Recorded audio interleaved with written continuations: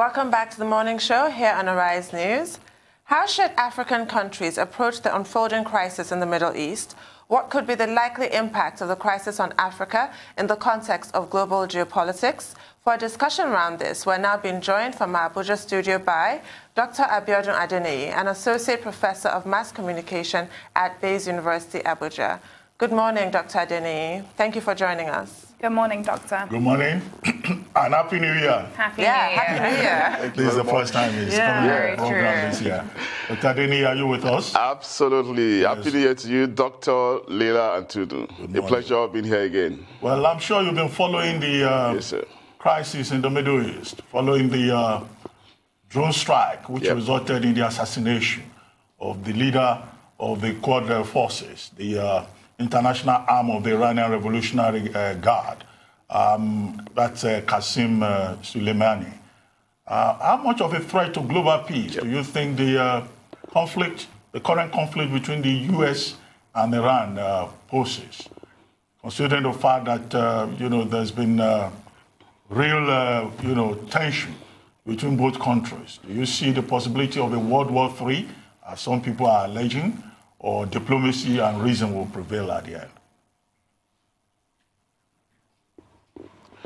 Well, very well, Doc. It's a part of the crisis that often snowball in the international space, especially when America is involved, And oftentimes, when America is playing its politics, we know that, they don't play it in isolation. We know that when they play it, there's always a reaction, even when they are dealing with a nation that is less powerful. We do know that in a tangle with a country like Iran, we do not expect absolute silence from the Sino-Russia angle, from the Eastern Bloc. And we know by default that a nation like Russia will not sit back and watch endlessly. Already they have opposed it. Already they have criticized it as an illegal move, as an illegal assassination.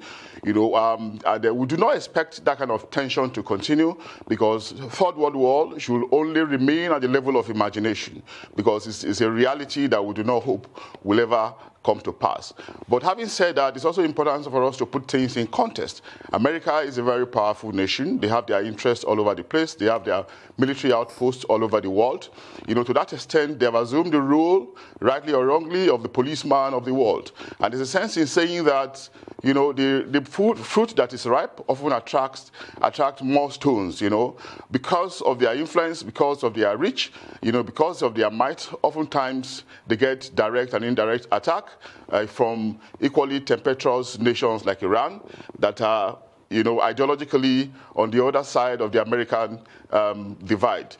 So definitely we'll begin to see, we cannot also blame them for trying to protect themselves, in the way they think is right. But it's very important, really, for there to be restraint, so that at the end of the day it will not escalate. And nobody wants a war, like I said. Nobody wants the tension escalating. But again, we have to call to question the role of agencies like the United Nations.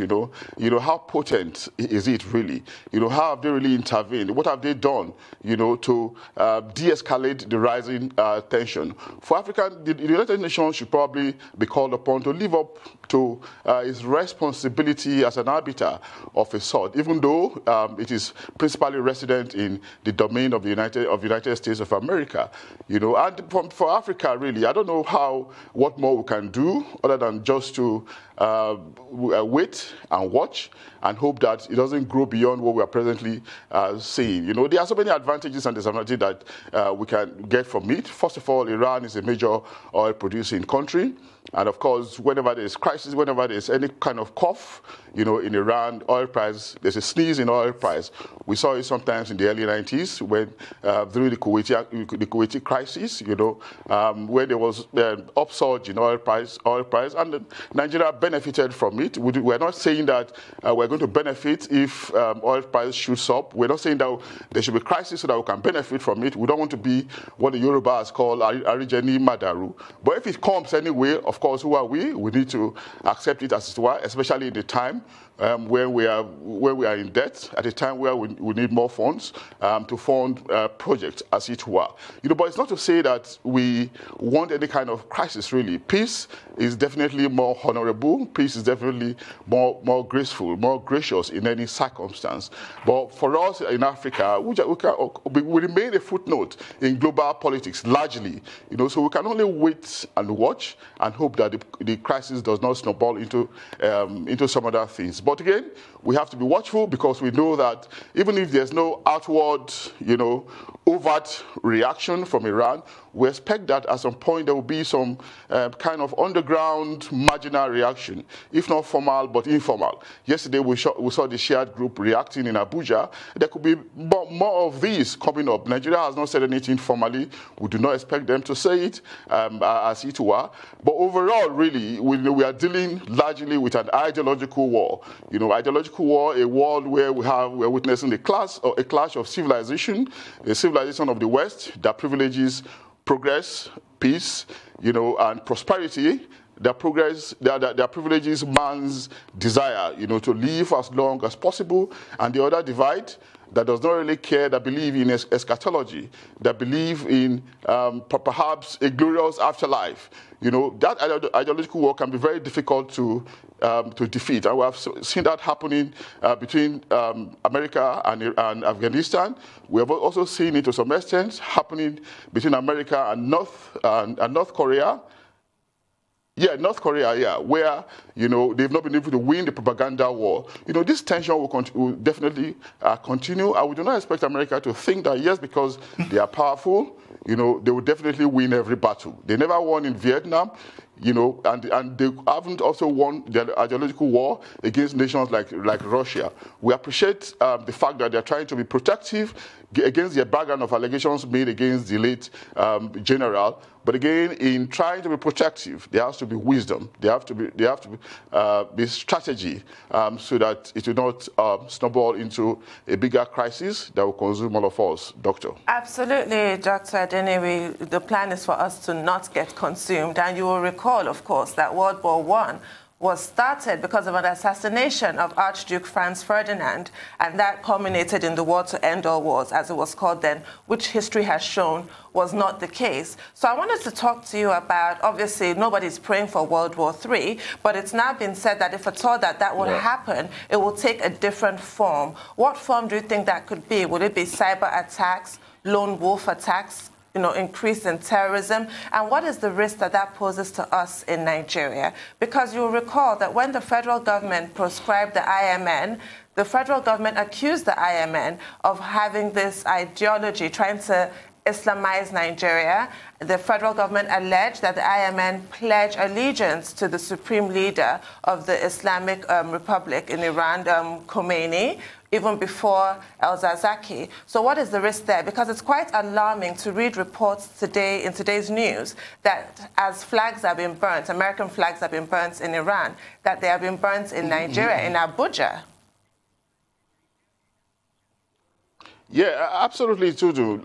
You see, the greatest kind of war, that can be very tricky for any nation or for any organization to prosecute, really, is the one around the ideology, because ideology is about doctrines, it's about belief system, and of course, we do not imagine that Iran, as rich as they probably are, as wealthy as they are, can confront America in physical terms. The only time in which they will try to strike will be using, in parentheses, soft targets, targets where they think that nation, areas where they think that nation can be vulnerable. And we cannot imagine the angle from which they could come. It may be now or later. And they have also said that the question of retaliation is a concluded one. What matters now is when, that whether or not they are going to do it is not the question. What matters is when they are going to do it. And how they are going to do it is still to be seen. But again, America has also warned severally, that, if they dare it, there will be consequences.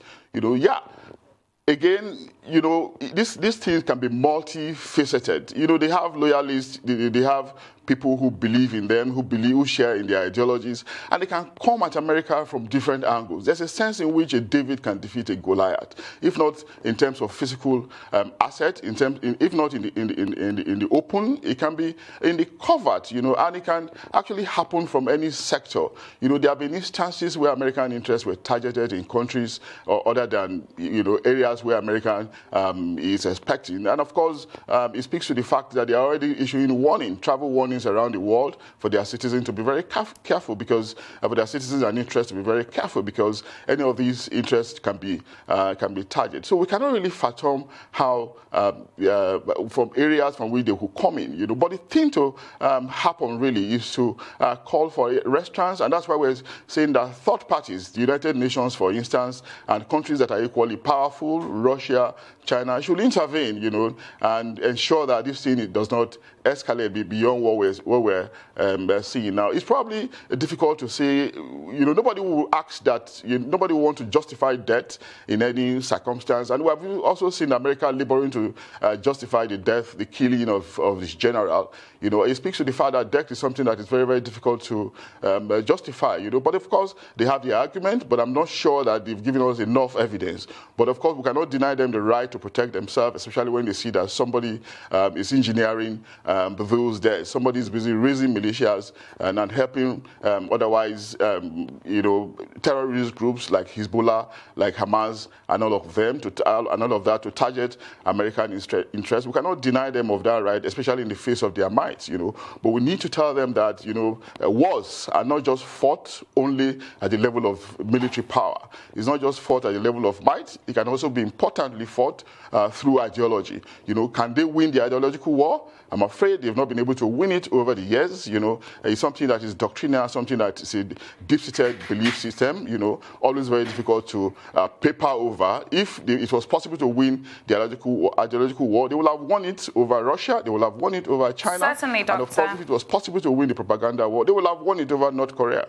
Certainly, that would have been the case. And this is quite a damning situation because what I want to ask you, we do have to go on a short break in just about 1 minute, but I do want to know where you see this situation going, because we've seen the repercussions coming already. We've seen some sorts of retaliation. For example, pulling out wholesomely from the nuclear deal and getting back to uranium enrichment, and also the threats about the Straits of Hormuz as well, which we know is the greatest choke point for oil supplies in the world. I want to know what other kind of retaliation you see coming from Iran over the next few days, and where you personally see this situation going. But we do have to go on a commercial break, and as soon as we're back, of course, the conversation will continue. Do stay with us.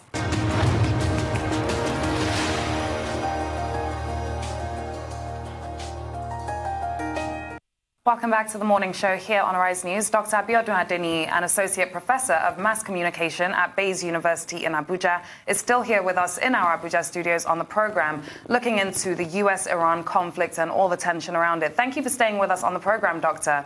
Before we went on a break, I had posed a question to you with regards to how you personally think Iran is going to react over the next few days or weeks. We've already seen some quite worrying actions, such as, of course, completely pulling out of the nuclear deal and going back to their uranium enrichment of their own preferred level. And, of course, also what is going on with the threats about blocking off the Straits of Hormuz. What is your take on this, and how else do you see them reacting?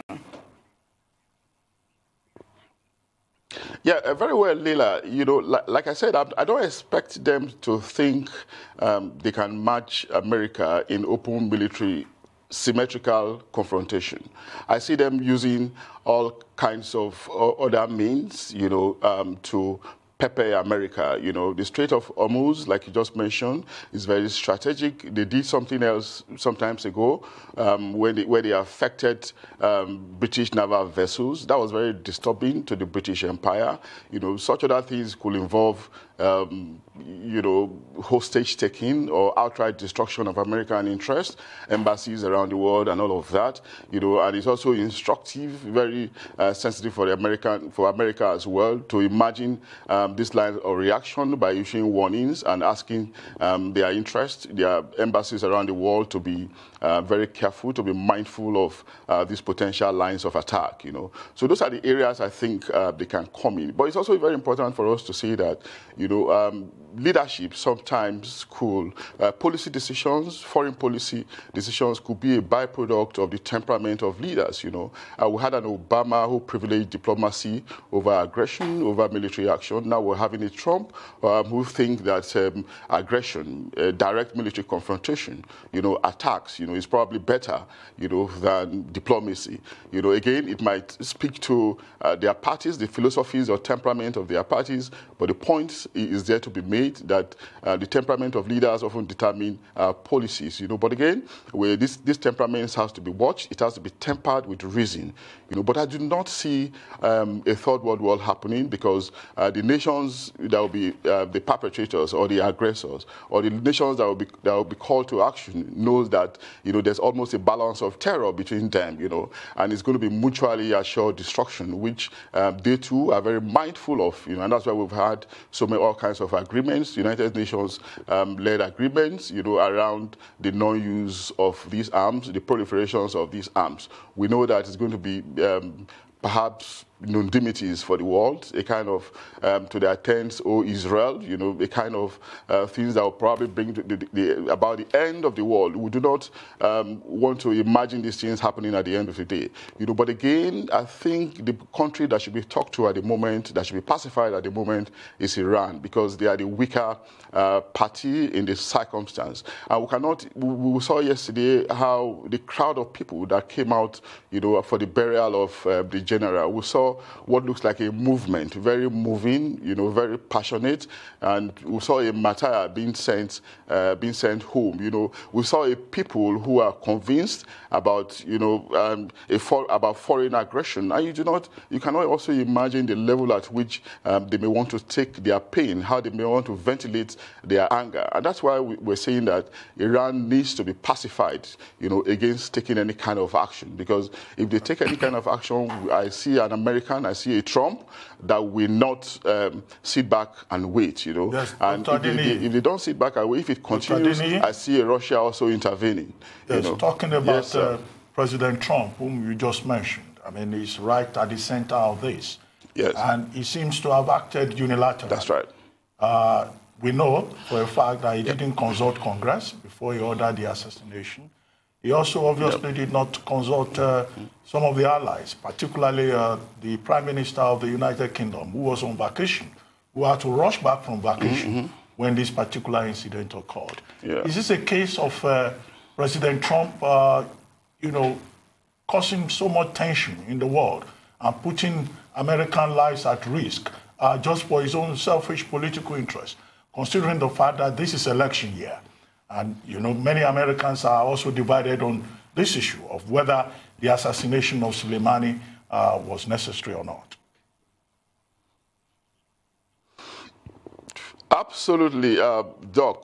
Some of these things can actually be linked, you know. But again, it speaks firstly to the temperament of President Trump, one who doesn't mind going alone in circumstances. And we saw how he pulled out of the climate change agreement, how he pulled out of the Iranian deal, you know, against public outcry, against the will, against the opinion of his allies. And of course, if he went alone in this circumstance as well, you know, we can predict it really, and going further too, he might also want to go alone. You know, we saw when George Bush Jr. invaded Iraq, you know, even if the action was hardly justifiable, but he tried as much as possible to carry other nations along, and that's how he misled, so to say, the United Kingdom under Tony Blair, you know, to join him in invading Iraq. And at the end of the day, we saw that invasion was probably not justifiable, and nations, America itself, the Middle Middle East is still trying to get out of the invasion, where we saw how it snowballed into other nations, creating unrest, and Iran has never recovered. Yes, but George Bush Jr. will be given credit, at least for consulting nations, for trying to carry one or two other nations along. But in this circumstance, we have a leader who doesn't care, who just believes that he can do things alone. And of course, we can also link it up with the ongoing crisis in America, the crisis of impeachment, that is. The House of Rep has done their investigation. The Senate is up for trial. Perhaps it's trying to distract attention. Perhaps it's trying to show that America is still America that can protect its citizens by striking at Iran this way. So all these issues cannot definitely be linked together. But the bottom line is for us to exercise caution, for them to be cautious, realizing that, even if retaliation does not come now, it might come later. And of course, like the Yorubas will say again, if a bird or if a fowl, so to say, lands on the rope, of course, the animal will be restless, just like the rope will be restless. Now they have expressed their might, attacking Iran. They become restless. Tension is all over the world. That's not what they want for themselves. It's a nation that subscribes to freedom, peace, and prosperity. And freedom, peace, and prosperity, cannot be furthered, cannot prosper, cannot continue in an atmosphere of tension, in an atmosphere of peace. That's what they need to realize, and that's what we need to continue to drum into the ears of Donald Trump. Well, a lot of opinion leaders in America have also intervened, rightly. Dr. Adeniyi, he also took a leaf out of the Clinton playbook. In 1998, Bill Clinton also ordered airstrikes against Iraq, claiming provocations during his own impeachment saga. It didn't work out very well for Clinton, and it might not work for Trump in the end. Bill Clinton still got impeached. But let's look at the moral, legal, and strategic import of this action that was taken by Donald Trump. Morally, I read this article in the Times of India about 3 days ago, and it posed quite an interesting question, that if America can just unilaterally take out this general, no matter how heinous they have accused him of being, what stops India from deciding they don't want a certain Pakistani general and just killing him? I'd like you to address that and where this has now taken the world in terms of America's poor example. And also legally, the fact that Donald Trump has said that they will identify 52 cultural heritage sites to attack, that is a war crime. He's openly announced that. And also the legal stance of a president of America executing a foreign general. And we're not talking about bin Laden who was hiding out in Pakistan. Soleimani was a state actor. They just decided to kill him, just unilaterally. Let's look at the legality of that. And the fact that Democrats in the Senate had sort of foreseen this since Donald Trump's behavior with regards to the Iran nuclear deal and tried to pass an act which would have stopped it. I think it was called Prevention of an Unconstitutional War with Iran Act of 2018. So let's look at that. And let's look at the strategy now with Iraq passing this resolution in their parliament that American troops should withdraw.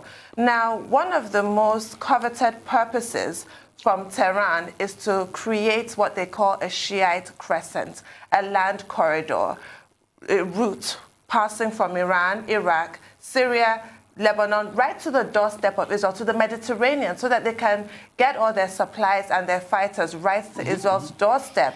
If that happens and there are no American troops to stop this Shiite crescent, their land corridor that they've been coveting for over 3 decades, what does that portend for Israel? Israel is now going to become vulnerable, are they not? And also the independence, the sovereignty of a country like Lebanon that, might not be able to keep Hezbollah at bay, Jordan. Unfortunately, we've run out of time. Well, thank you very much. Thank you for joining us, Dr. Dr. Adeniyi, thank you very much. We look forward to seeing you another time.